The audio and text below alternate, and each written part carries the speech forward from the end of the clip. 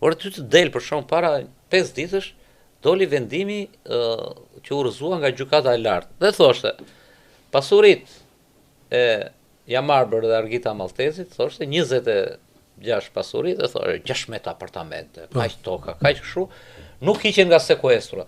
Tani shikon ky dhe thot, ky po më thret në shesh, thot ky, demokrati thjesht. Ka 26 u s'kam shtëpi. Aq që ato mund të jenë një 10%. Ata janë pjesa e dukshme. Pjesa e dukshme më që janë marrë si mas. Pjesa e dukshme, ato transferat offshore. Vetëm për klubin Partizani më si mas e asaj atij hetimi. Pse ke në Budapest, ke në Gjermani, ke në Bruxelles.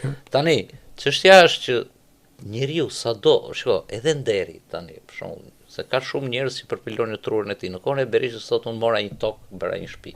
Ma legalizoj. Një tjetër thot, po jo ma e mendon ngushtë, po them edhe në maksimumin. O Ilir, po dhe nderi madh ka një afat skadencë. S'mundet, domethënë që këta njerëz, kjo partia po flas në përgjithësi, sepse i dhanë dhe 4 vjet, ma u rikthye. A tha për 6 muaj do ta rrezojmë, a do ta bëj partinë më të madhe, ku e ke PD-n e 21-shit 2021 kur e mori ku që rivalizonte për 30.000 vota, për 30.000 vota erdhën pushtet. Tani ti ke një PD që mbledh vetëm 6 gra që thrasin o Sali, o Ero, gjithë Shqipëria ty të do para spakut.